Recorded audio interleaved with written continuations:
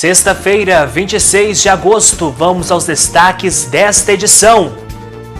Mais de 90 funcionários são resgatados de serviço análogo à escravidão. Prefeitura de Carmo do Paranaíba notifica responsável por loteamento onde o menino Pedro Augusto morreu. E mais! Vereadores aprovam um projeto para a retirada de fios de telecomunicações sem uso em Patos de Minas. Após acordo, comerciantes de Patos devem receber R$1.550.000 da Prefeitura em Real Card. Justiça proíbe realização de rodeios em Minas Gerais. A audiência debate microchipagem em animais. Meio ambiente também é alvo de audiência pública. Cruzeiro e Náutico se enfrentam nesta sexta-feira. Álbum de figurinhas da Copa do Mundo pode chegar a R$800 completo. Final de semana será de umidade relativa do ar girando em torno de 20%. Tem início a propaganda eleitoral no rádio e na TV. Cresce o número de casos de violência psicológica contra a mulher. Homem sofre acidente e espera há mais de 30 dias por cirurgia na Santa Casa. Este é o NTV News que começa agora.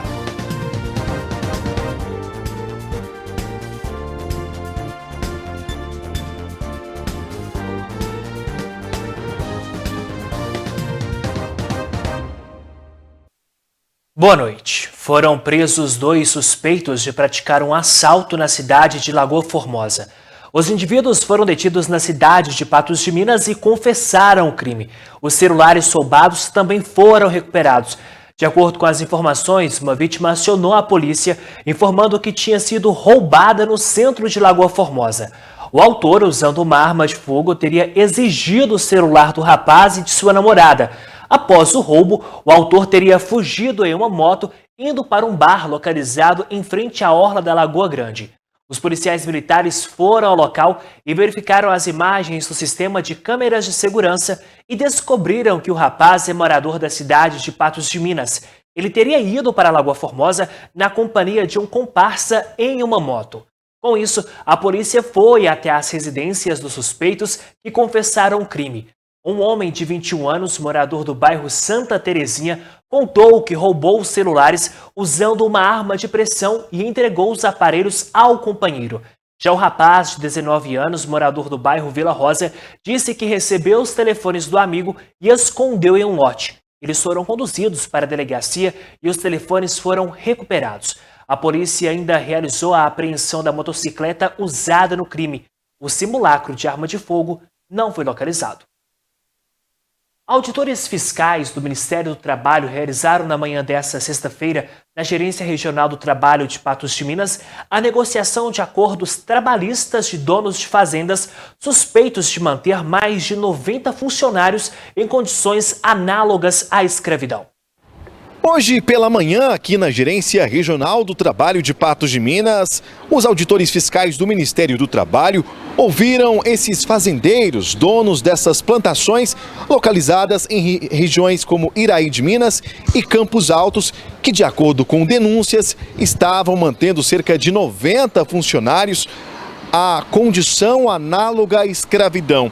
Essa operação do Ministério do Trabalho acontece em todo o estado de Minas Gerais e não é a primeira vez em que operações promovem esse tipo de resgate.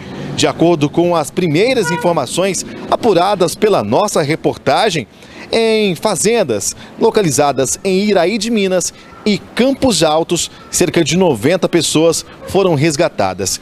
Em uma fazenda de palha em Iraí de Minas, foram localizados funcionários em condições mínimas de higiene, de alimentação e em 2 plantações de café em Campos Altos, os auditores fiscais encontraram também os funcionários sem as condições mínimas de dormitório, alimentação, higiene e também sem receber salários.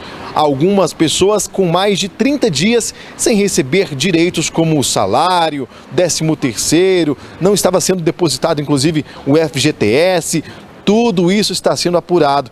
E aqui, na Gerência Regional do Trabalho, as informações que nós temos é que está tendo uma conversa junto a esses proprietários de fazendas para que esses pagamentos, a regularização, seja feita na próxima terça-feira.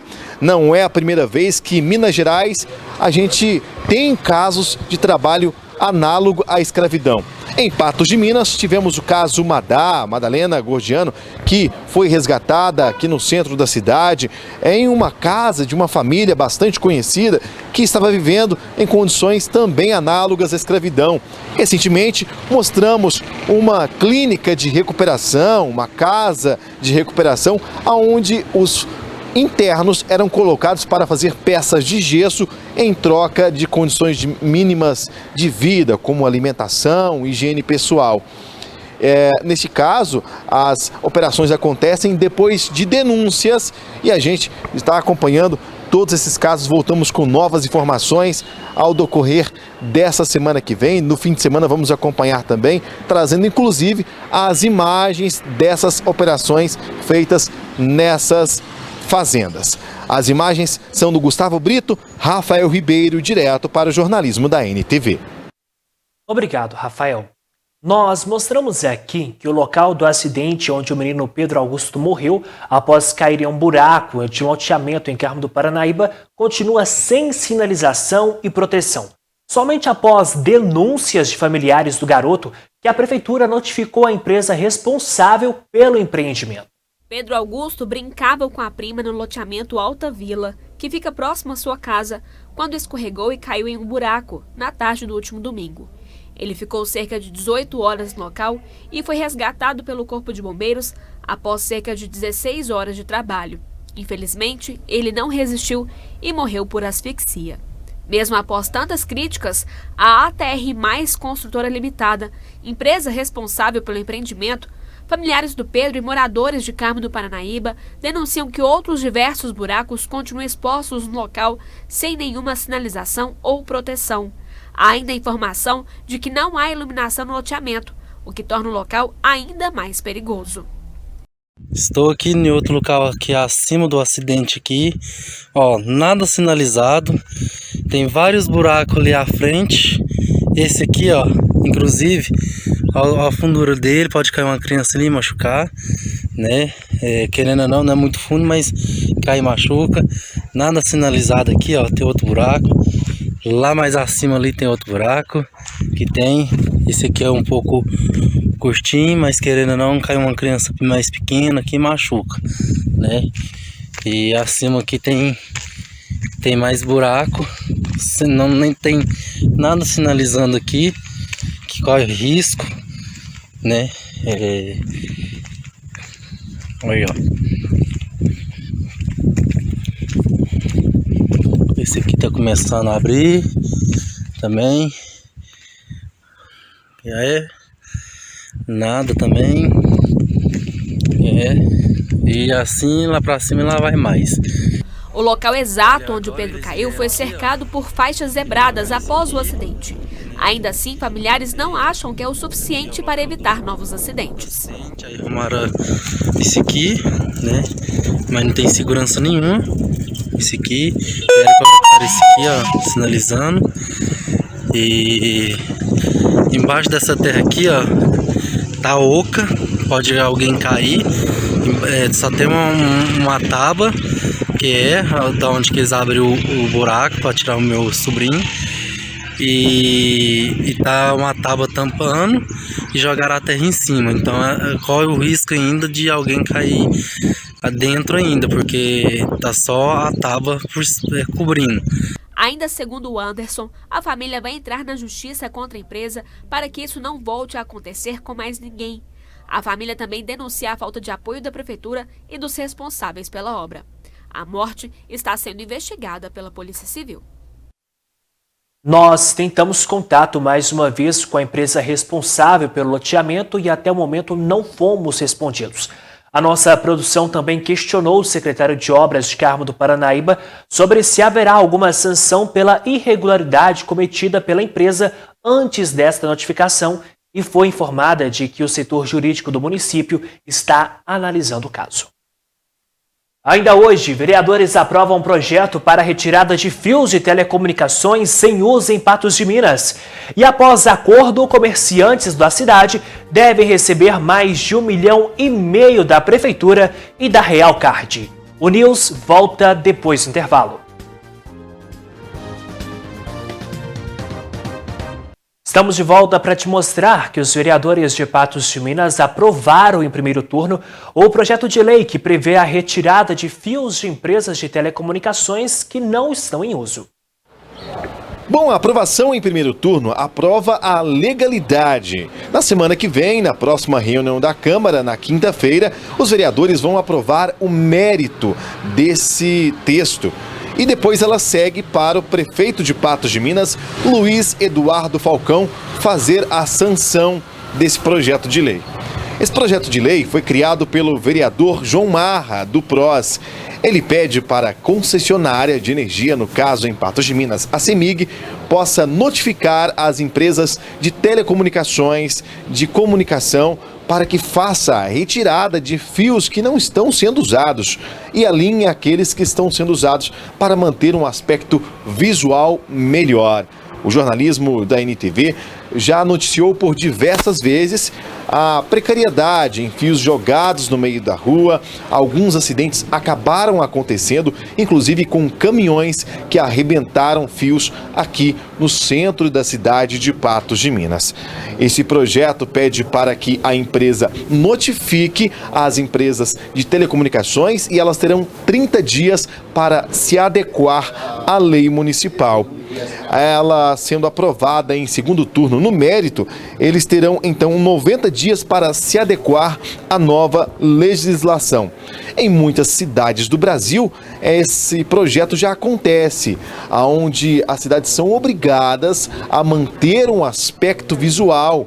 Ou seja, a retirada desses fios que não estão sendo usados melhora esse aspecto visual, não cria a poluição visual. E agora a gente vai continuar acompanhando esse projeto de lei que teve aprovação de 25 vereadores à unanimidade aqui da Câmara no dia, já que um vereador, o vereador Vitor Porto, ele não estava presente em plenário, mas deve participar da próxima reunião e deve demonstrar o seu posicionamento na próxima reunião da Câmara.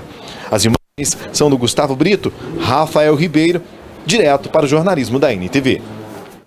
A Prefeitura e a Real Card, empresa que administrava o cartão de Vale Alimentação repassado aos servidores do município de Patos de Minas, enfim chegaram a um acordo. Comerciantes da cidade têm a receber R$ 1.550.000. Os comerciantes de Patos de Minas, enfim, vão receber R$ 1.550.000 movimentados pelos servidores municipais com o cartão Real Card, que administrava o cartão Vale Alimentação. Em junho desse ano, os comerciantes interromperam o recebimento com o cartão pelo não pagamento. A Real Card disse ao jornalismo da NTV que a prefeitura não teria efetuado o repasse à empresa. Já o município disse que, pelo contrato assinado, a empresa teria que antes fazer os pagamentos, enviar os comprovantes para que assim a prefeitura fizesse o depósito do valor devido. Depois de 2 meses de negociações, fim ao impasse. Foi publicado no Diário Oficial de Patos de Minas desta sexta-feira o acordo do município com a Real Card, feito na Justiça. A empresa fará o pagamento escalonado aos comerciantes no valor de R$ 300.000 em cada parcela. Depois vai protocolar o comprovante junto à prefeitura e o município assim fará o repasse à Real Card em até 5 dias. O pagamento da dívida total de R$ 1.550.000 deverá ser feito em até 5 semanas. Pelo acordo, a Real Card terá que fazer retratação pública sobre o atraso no pagamento, que se deve à empresa e não ao município. Cumprido tudo isso, a prefeitura se compromete a não aplicar multa pela rescisão do contrato. Foi realizada nesta sexta-feira a audiência pública para tratar a polêmica e obrigatória microchipagem de cães e gatos no município. Dentro dos assuntos, foi questionado o alto valor dos chips. Participaram desta audiência pública na manhã desta sexta-feira, aqui no plenário da Câmara Municipal de Patos de Minas, representantes na área da saúde, coordenadoria na área da vigilância em saúde ambiental, vereadores, especialistas e o Ministério Público Ambiental para discutir a importância da microchipagem e a adesão facilitada àquelas pessoas que não fazem parte do público-alvo a receber os chips nos animais, nos cães e nos gatos. Foi apresentado um dado aqui, por exemplo, que em Patos de Minas, os domicílios visitados são 48.649. O número de animais domiciliados na área urbana são 34.001. O número de animais domiciliados na zona rural, 10.200 animais, sendo 8.121 cães e 2.079 gatos. Um total de animais no município, 44.201. O número de animais até agora microchipados, 611 animais. Lembrando que a microchipagem começou no dia 13 de maio. Aqui no município foram microchips enviados através de um TAC de uma empresa de mineração e que estão sendo distribuídos em vários municípios mineiros.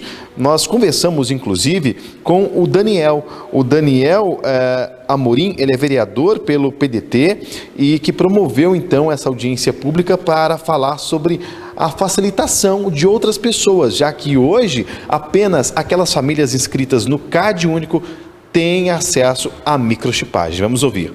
Isso ainda vai ser fartamente discutido, mas uma das estratégias óbvias é colocar mais gente para fazer, né, o processo. Colocar mais gente. Hoje só é permitido que veterinários façam essa microchipagem. Há que se discutir se uma possível capacitação para que mais gente possa fazer. Então, assim, o que é básico precisa mais gente estar habilitada para fazer, e isso redundará num barateamento do serviço. De acordo com José Carlos, que é o promotor de meio ambiente de Patos de Minas, tem que haver projetos de castração, mas a microchipagem é muito importante, porque fala sobre a saúde do animal, sobre o controle de vacinas e como a prefeitura pode adotar estratégias para fazer o controle populacional de cães e gatos no município. Vamos ouvir. Todos querem que a identificação dos animais seja feita de forma acessível ao cidadão, para que eles, de maneira esclarecida, façam adesão a isso. Então, realmente, a gente foi surpreendido com o valor que foi proposto inicialmente para a microchipagem, mas no frigir dos ovos, eu acho que todos temos interesse que os animais sejam protegidos. É natural da democracia a divergência, e a gente entende que o que pode ser aprimorado na legislação, na realidade, é tentar estratégias para diminuir o valor do microchip, para que o cidadão faça adesão à identificação de seu animal. Como você ouviu na fala do promotor, em que os vereadores devem buscar estratégias para diminuir o valor desses microchips que em clínicas conveniadas de Patos de Minas chegam a custar R$ 150, também ouvimos a questão da vigilância em saúde ambiental, coordenada pela Geise Marques, e segundo ela, que até se emocionou aqui, porque segundo ela foi ameaçada em diversos locais na hora da fiscalização a encontrar animais em maus tratos. Há uma dificuldade de fazer essa fiscalização e que outras estratégias, como a construção de abrigos para cães e gatos, estão descartadas pelo município. De acordo com a especialista, essa construção só aumenta e incentiva o abandono na cidade. Essa questão de construção de canil, ela é maus tratos para os animais, porque quando você coloca um animal em um espaço reduzido, você priva ele, né, do bem-estar, você priva ele do lazer, você priva ele de receber carinho, cuidado e atenção. Então seria mais um depósito de animais, mais um depósito para que as pessoas irresponsáveis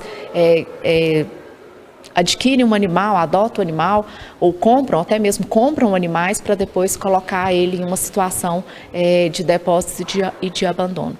As imagens são do Gustavo Brito. Rafael Ribeiro, direto para o jornalismo da NTV. O meio ambiente também foi tema de uma audiência pública na Assembleia Legislativa.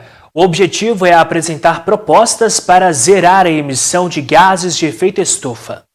Durante a audiência foram apresentadas medidas que vão neutralizar a emissão de gás de efeito estufa em Minas Gerais até 2050. O estado foi o primeiro a aderir ao Race to Zero na América Latina e no Caribe no ano passado, e agora espera contar com uma legislação que transforme as medidas em políticas de Estado. A partir de uma legislação robusta, moderna, dará condições de ter continuidade a essa política pública, né, independente do governo que tiver, que hoje priorizou essa agenda como uma agenda importante. Considerando a urgência do clima, assumimos compromisso de neutralização até 2050. Segundo a secretária, as medidas a longo prazo podem diminuir os efeitos das mudanças climáticas em Minas Gerais. Recentemente, a produção de café foi prejudicada pela geada e as enchentes, que anualmente causam preocupações, como ocorreu em 2022 em todo o território mineiro. Impactos da mudança do clima já são percebidos e vividos pela população. Então a gente tem que trabalhar também a resiliência e a adaptação dos nossos territórios, dos nossos municípios e da economia. Então esse é um outro eixo de atuação muito importante. Um exemplo disso são as enchentes urbanas que a gente tem vivido, né, todo ano. Belo Horizonte esse ano sofreu muito com isso, vários municípios. E além disso também a adaptação de culturas. O café no sul de Minas, em função do aumento da temperatura, tivemos que desenvolver a Embrapa, a própria EPAMIG, diversas pesquisas para que isso seja adaptado. Eu acho que hoje é uma questão de todos, né? As empresas já estão fazendo isso com seus programas de ESG, o cidadão, né, através dos conselhos de meio ambiente, através de espaços de participação aqui no Conselho Estadual, em vários outros caminhos que a gente tem, na política, com os executivos, tudo. Eu acho que todos têm uma responsabilidade. Elas são compartilhadas, mas são responsabilidade de todos. Mudando de assunto, agora você vai ver que a Justiça proibiu a realização de rodeios em todo o estado de Minas Gerais. A decisão atende pedido de protetores de animais. Pela decisão do juiz Michel Cury Silva, da primeira vara da Fazenda Pública e Autarquias, os rodeios estão proibidos de serem realizados em Minas Gerais. O pedido foi feito pela organização não governamental Instituto Protecionista SOS Animais e Plantas. Na decisão, o juiz destaca que nos rodeios há acentuada probabilidade de os animais serem usados como meras coisas e de serem submetidos a sofrimentos até a morte. Assim, o Estado fica proibido de realizar, autorizar ou promover esses eventos em todo o território mineiro. A seguir, final de semana com clássico, América e Atlético ficam cara a cara. E álbum de figurinhas da Copa do Mundo pode chegar a custar R$ 800 completo. O News volta depois do intervalo.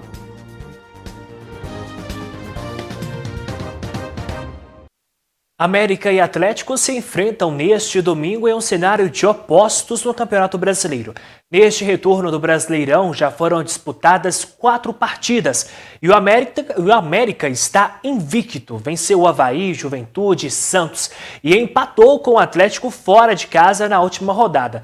Do outro lado está o Atlético Mineiro. O time vive o seu pior momento na temporada.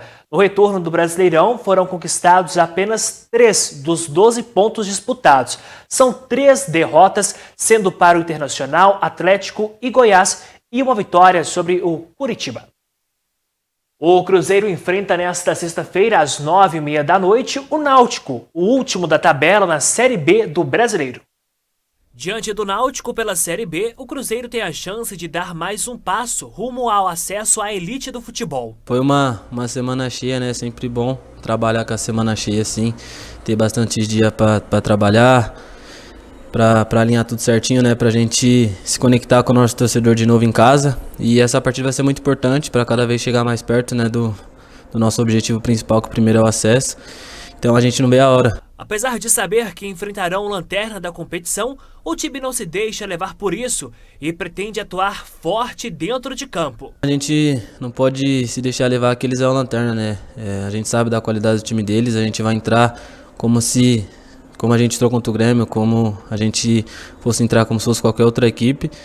E em questão ao acesso, a nossa equipe está bem focada, a gente prefere focar cada jogo para dar tudo certo no final. A gente sempre busca, né, ser intenso, e com a semana cheia de trabalho assim dá para minimizar os erros, né, e potencializar nossa intensidade, nossos pontos fortes. Então, essa semana cheia foi muito importante, sim. A disputa por vaga na equipe para Daniel é considerada saudável. São jogadores de muita qualidade, né, que tá voltando, todos sabem disso. Isso é muito importante para o nosso grupo. Eu não vejo isso como uma coisa ruim. Muito pelo contrário, né, uma coisa boa. São jogadores importantes para o elenco. E sobre essa competição aí, é uma competição sadia, né, para elevar o nível da equipe. Tem que ter essa competição, né. Ninguém pode se sentir titular, ou ninguém pode se sentir reserva. Então pode ter certeza que a competição no dia a dia é muito sadia, assim, todo mundo está muito feliz com a volta deles. Independentemente do campo de jogo, o importante é garantir os 3 pontos e seguir com foco no acesso. Eu acho que não tem muita diferença não, claro que a gente está acostumado a jogar no Mineirão, porém na Independência também a gente já fez ótimos jogos. E a nossa equipe procura propor nosso jogo sendo no Mineirão, sendo Independência, sendo fora, então eu acho que isso não pode mudar muita coisa não, e não muda pra gente. A gente vai sempre propor jogo e jogar da mesma forma em qualquer campo. 2 horas então para esse jogo acontecer, hein?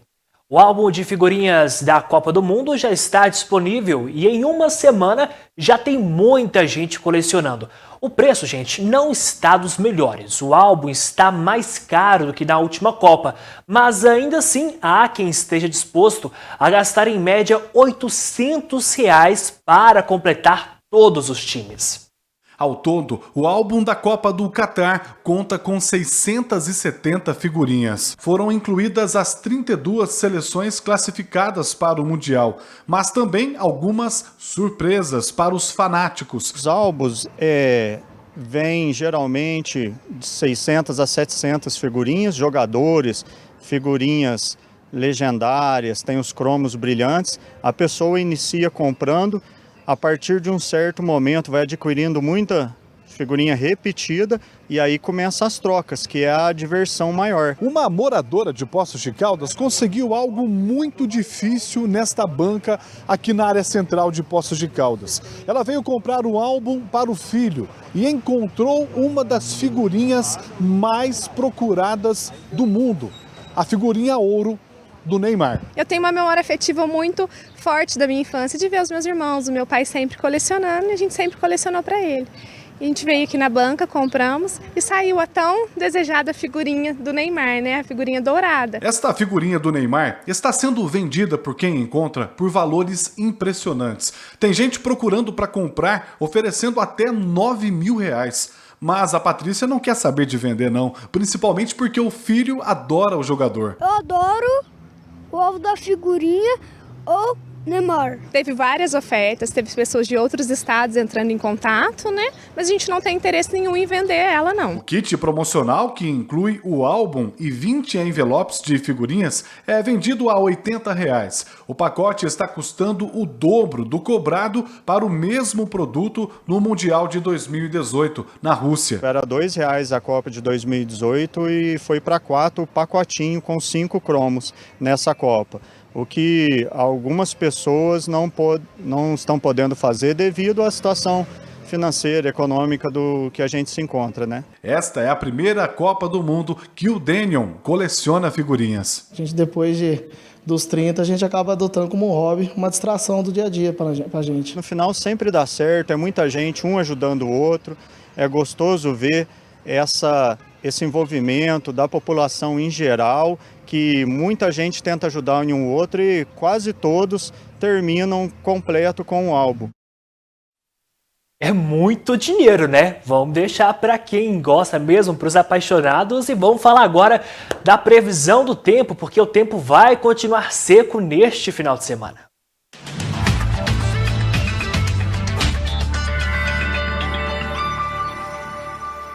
Óticas New Color, 35 anos de tradição e qualidade em Patos de Minas.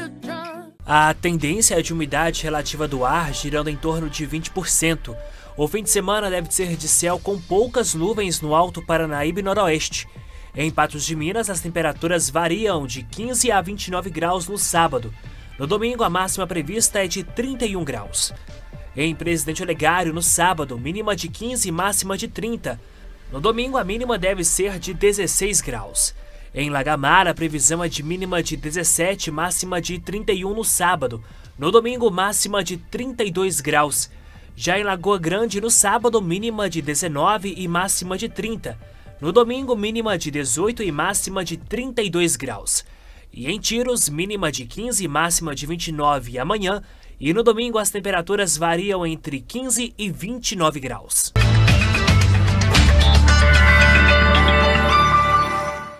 A seguir, tem início propaganda eleitoral no rádio e na TV e cresce o número de casos de violência psicológica contra a mulher. O News volta depois do intervalo. De volta e vamos a um resumo de notícias que marcam esta sexta-feira. É o Giro de Notícias. As visitas do presídio Sebastião Satiro estão suspensas devido a confirmações de casos de Covid-19. De acordo com a Secretaria de Estado de Justiça e Segurança Pública, 11 detentos foram infectados nas últimas semanas. 9 já tiveram alta médica. Pelo protocolo, a visitação de familiares só é autorizada quando nenhum custodiado estiver positivo para a doença. O período da quarentena, de acordo com as recomendações dos órgãos de saúde, é de 2 ciclos de 14 dias. Estão abertas as inscrições para o processo seletivo simplificado para preencher 6.514 vagas de recenseador e 251 vagas de agente censitário municipal e agente censitário supervisor para trabalho temporário no censo 2022 do IBGE. A Anvisa aprovou a liberação de vacina do medicamento Tecovirimat contra a varíola dos macacos, com base nos dados das agências americana e europeia. A dispensa temporária e excepcional se aplica somente ao Ministério da Saúde e terá validade de 6 meses. O medicamento pode ser usado no tratamento de varíola dos macacos por adultos, adolescentes e crianças com peso mínimo de 13 quilos. Já a vacina é destinada a pessoas acima de 18 anos. A Caixa Econômica Federal informou que 24 bilhões e 600 milhões de reais em cotas do PIS/PASEP estão disponíveis para saque e que 10 milhões e 600 mil brasileiros têm direito ao recurso ainda não retiraram o dinheiro. Liberado desde agosto de 2019, o saque das contas dos fundos de Programa de Interação Social e do Programa de Formação do Patrimônio do Servidor Público está esquecido por muitos trabalhadores. Os beneficiados podem consultar os valores e solicitar o saque pelo aplicativo FGTS. A propaganda eleitoral na internet começou há 10 dias e hoje teve início no rádio e na TV, o horário reservado aos partidos e coligações, mais uma opção para o eleitor avaliar cada candidato para fazer uma escolha consciente.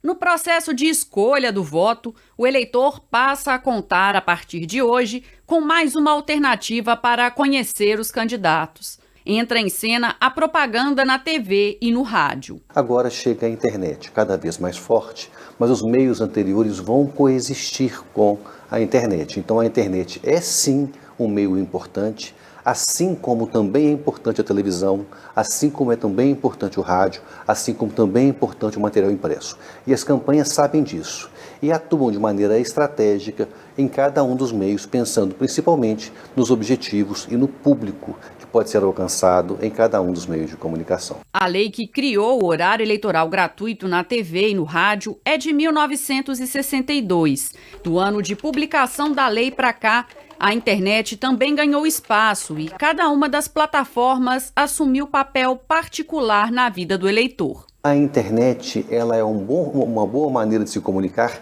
reforçando as preferências da sua bolha. E a televisão é o que transforma as preferências, porque na televisão você vai assistir aquilo que você gosta, mas pode ser surpreendido, de repente encontrando entre aquelas alternativas que você não prestava atenção, uma que possa ser mais adequada em relação ao que você espera para o futuro da sociedade, do Estado e do país. Muitas vezes a população, quando vê alguma coisa na televisão, ela fala assim, não, isso é verdade. Mas será que nas redes sociais é verdade também?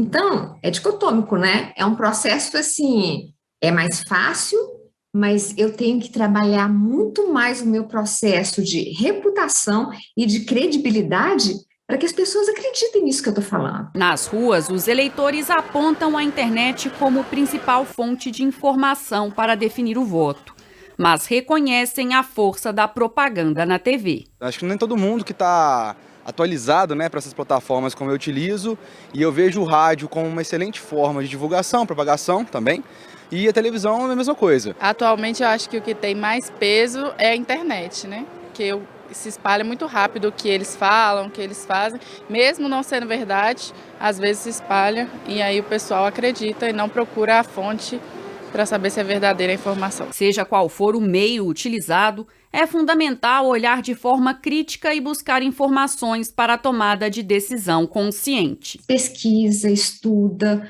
olha todo o histórico do seu candidato, não acredita só no que está nas redes sociais, ou só o que está na imprensa, avalia. Eleição é essencialmente um processo de educação, e educação é esforço e repetição.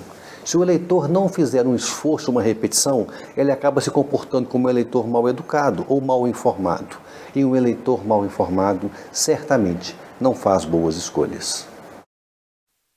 O stalking é uma forma de violência e o objetivo do agressor de querer a posse e o controle da vítima. O perseguidor desenvolveu a obsessão pela outra pessoa e passa a persegui-la tanto no mundo virtual quanto presencial. Então, o que fazer? Durante a semana, o caso de uma jovem que estaria sendo perseguida por um homem da cidade repercutiu na reportagem da NTV. O crime de stalking ou crime de perseguição, do que consiste? O que essa conduta consiste? É quando alguém reiteradamente, por qualquer meio, ameaça a integridade física de alguém, a integridade psicológica de alguém e, de alguma forma, ela restringe essa capacidade de locomoção dessa vítima. E não só isso, ela também invade ou perturba essa esfera de privacidade, essa esfera de liberdade da vítima. Membro da Comissão de Direitos Humanos da OAB Patos de Minas, a advogada Lohane Queiroz relata que apenas em abril de 2021, a prática de perseguição ou stalking foi considerada crime no Código Penal por meio da Lei 14.914. Se for uma perseguição virtual, ela vai buscar guardar prints que ela recebe desse perseguidor. Se for por e-mail, guardar então registros de todos esses contatos. Se esse perseguidor tentar invadir a conta dela, acho que por qualquer meio ela tentar então manter registros que façam então provas dessa perseguição. E não só isso, se for uma perseguição presencial, ela tentar, então, naquele momento, buscar testemunhas, pessoas que estejam ali presentes também, contar para elas, olha, essa pessoa está me perseguindo. Para quê? Para que essa pessoa que esteja ali testemunhe, então, aquela situação, testemunhe esse fato dessa perseguição. Outra maneira de obtenção de provas é por meio de fotografias e vídeos dos perseguidores que devem ser registrados pelas próprias vítimas. Então, por mais que às vezes a vítima naquela situação ela se sinta às vezes paralisada pelo medo, é importante que ela tente fazer registro, às vezes com o próprio telefone. Com certeza, essas são as provas que ela tem que levar, então, a conhecimento de um delegado, de uma delegada de polícia civil, para ela conseguir, então, prosseguir com essa denúncia. No caso de perseguição relatada na cidade, a vítima levou 3 anos para tomar a iniciativa de denunciar, devido à insuficiência de dados sobre o perseguidor. Importante também ressaltar que, geralmente, esse agente, quando ele se vale de uma perseguição virtual, geralmente ele se utiliza de um perfil, às vezes falso, para poder ali continuar perseguindo a vítima. E quando é uma perseguição presencial, esse criminoso ele fica rondando a residência da vítima, o trabalho da vítima, começa então a frequentar os mesmos lugares que a vítima frequenta. A pena para quem pratica stalking pode variar de 6 meses a 2 anos de prisão, com multa a ser fixada pelo juiz. A advogada salienta que o crime não faz apenas vítimas mulheres, mas a lei as vê como mais vulneráveis, o que possibilita a aplicação de medidas protetivas da Lei Maria da Penha. Quando ela se sentir realmente ameaçada, que ela entender que ela vai ter que trocar a rotina dela, pede ajuda para alguém, a partir desse momento já é importante noticiar. Porque a tendência nesses casos de perseguição é que, no início, a vítima, especialmente a mulher, ela não dê tanta importância para aquele fato, e aí então vai deixando o tempo passar, e aí a gravidade desse nível de perseguição, ela realmente costuma aumentar. E é em decorrência, né, dessa perseguição, desses atos reiterados, que a gente observa que às vezes pode acontecer até o pior, né? Como, por exemplo, chegar a acontecer um crime de feminicídio. Infelizmente, os casos de violência contra a mulher estão diariamente no noticiário. Geralmente são ocorrências de violência física, mas há um outro gênero de agressão pouco falado, mas também muito comum. É a violência psicológica contra as mulheres. É importante saber que essa prática também é considerada crime, tipificada no Código Penal brasileiro. O início do relacionamento costuma ser de carinho e clima tranquilo entre os casais. Com Egli foi assim no começo, mas em poucos meses o até então namorado mudou o comportamento. Quando saía com os amigos, ele ficava um pouco agressivo, ciumento, para onde você tá olhando para quem. Eu observava que estava acontecendo alguma coisa mais estranha aí, né? Acabava bebendo e ficava um pouco mais alterado, até teve indícios de vir para cima de mim na frente dos amigos, achando que eu estava olhando, observando outra pessoa. Depois de um ano de namoro, Egli engravidou e os dois resolveram casar. Como tantas mulheres, ela acreditou que, com a união, o companheiro mudaria de atitude, mas isso não aconteceu. Com 4 meses que meu filho tinha nascido, ele chegou alcoolizado, com indícios de estar alterado mais ainda. Aí eu pensei, né, deve ter feito uso da cocaína, e ele me agrediu, né, por eu ter falado, nossa, por que você chegou tarde, por que você bebeu? E ele me agrediu assim fisicamente, me bateu bastante. Além da violência física, a violência psicológica é mais uma forma de agressão contra a mulher no casamento, inclusive das mais comuns. No entanto, nem sempre é notada de imediato pela vítima, já que muitas vezes é sutil e vem disfarçada de pequenos insultos e discussões rotineiras. O agressor que tem por hábito monitorar o celular da vítima. Ela está falando ao celular e ele diz, o que você está falando? Com quem você está falando? Deixe-me ver. Ele quer saber onde ela vai, com quem ela vai conversar. O agressor que limita a convivência da vítima com o círculo de amizade que ela já possuía, com os familiares dela. Às vezes a vítima está sofrendo essa violência psicológica, mas ela não está consciente disso. Ela entende que ela não está feliz naquela relação, mas ela não entende ao que ela está sendo submetida. Mesmo quando não evolui para agressões físicas, a violência psicológica provoca danos irreparáveis na vida das mulheres. Essa falsa percepção de si, que vai resultar na baixa autoestima, um isolamento social, você pode ter depressão, também pode acontecer um distúrbio alimentar, porque ela tem uma falta de percepção de si, ela pode ter uma alteração de sono, porque uma insatisfação muito grande. E também, uma coisa que quase ninguém fala, essa mulher ela pode desenvolver pensamentos suicidas. As atitudes que configuram violência psicológica são crime desde julho do ano passado.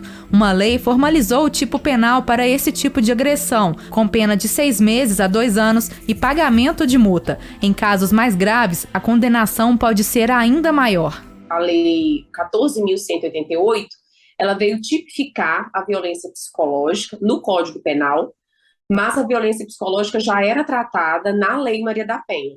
E a vítima comparecer na delegacia ou relatando os fatos, a gente consegue, ouvindo essa vítima, colocando no procedimento a situação que ela sofreu, concretizar a fala dela no papel e demonstrar que ela sofreu esse dano emocional. Esses danos precisam e devem ser punidos antes que uma tragédia maior aconteça. Uma das ferramentas que tem surtido efeito é a campanha Sinal Vermelho. Ao fazer um X com um batom na palma da mão, a vítima indica que precisa de ajuda e quem vê pode acionar a polícia. Os familiares da vítima não precisam pensar que aquilo não é assunto deles, porque é assunto deles. Quem presencia uma violência tem uma obrigação de denunciar. Com o passar do tempo, fica ainda mais difícil de se livrar da relação abusiva. Por isso, a vítima precisa de apoio. No caso da Egli, a dependência financeira também dificultou o rompimento do ciclo de violência. Depois que se formou e passou em um concurso público, ela teve forças para pedir o divórcio e ter uma vida mais tranquila com os 2 filhos. Eu trabalhei muito, muito duro para eu conseguir sair dessa situação. E depois que eu terminei, realmente eu consegui romper esse relacionamento, eu já logo dei início para o acompanhamento psicológico e continuo até hoje, faz muito bem para mim, me fortaleceu muito, muito, muito.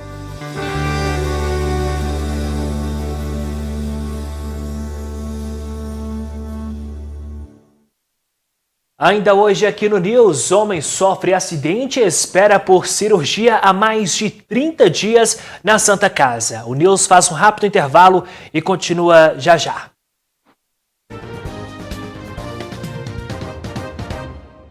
Um motociclista que sofreu acidente de trânsito pede ajuda para conseguir realizar uma cirurgia no osso da perna direita. Ele está há 32 dias internado na Santa Casa. Daniel sofreu um acidente de trânsito no dia 24 de julho na Avenida Fátima Porto, em Patos de Minas. Um motociclista conta que foi fechado por outro veículo que mudou de faixa. Ele foi socorrido e levado até a UPA e depois à Santa Casa de Misericórdia de Patos de Minas. Mudou de faixa sem dar seta, né? Eu freiei, caí, causando uma lesão na minha perna, né? Foi a fratura da canela, da fibra e da tíbia. E fui para a UPA, da UPA me encaminharam para cá. E tô aqui até hoje. Já são mais de 30 dias internado na Santa Casa de Misericórdia com uma fratura na perna direita. Para controlar as dores, ele é acompanhado por médicos e outros profissionais de saúde. Daniel está inscrito no sistema do SUS Fácil para realizar o procedimento cirúrgico que deve acontecer no hospital regional. Porém, ele não sabe quando a transferência dele deve acontecer. A nossa briga aqui é o regional não está chamando. Não, diz que não tem vaga para chamar, não tem informação. E assim, a vaga, eu acho que é difícil de saber, porque a hora que chega um acidentado lá, vai direto pro regional, passa na frente dos que estão aqui, sabe? Aí é muito difícil saber o lugar que a gente está. Não tem, que é 33 municípios que eles atendem. A Santa Casa de Misericórdia de Patos de Minas não tem suporte para fazer cirurgias de ortopedia em alta complexidade. No caso, o responsável por esses procedimentos continua sendo o Hospital Regional Antônio Dias de Patos de Minas. Segundo Daniel, ele não é o único da fila aqui na unidade que precisa de um procedimento e que já está há muito tempo aguardando. Sinto dor, mas eu sou medicado, né? Porque o osso está quebrado, está separado, mas é ruim ficar deitado o dia inteiro na cama, né, na maca. Como está há mais de 30 dias com a perna mobilizada, ele acredita que possa ter sequelas caso a cirurgia não ocorra o mais rápido possível. Por esse motivo, o homem pede ajuda para conseguir o dinheiro e realizar a cirurgia avaliada em R$12 mil. Quem quiser contribuir, o Pix é 34 9822 2464. Daniel Luiz Maciel Rocha. A Santa Casa disse por meio de nota, abre aspas, não temos acesso à lista de espera do HRAD, nem nos passam a previsão de cirurgia para atendimento lá na unidade. O protocolo é aguardar a chamada pelo HRAD. O protocolo é ser atendido pela Santa Casa e aguardar a fila do Hospital Regional Antônio Dias, que atende os 33 municípios da macro-região. Fecha aspas.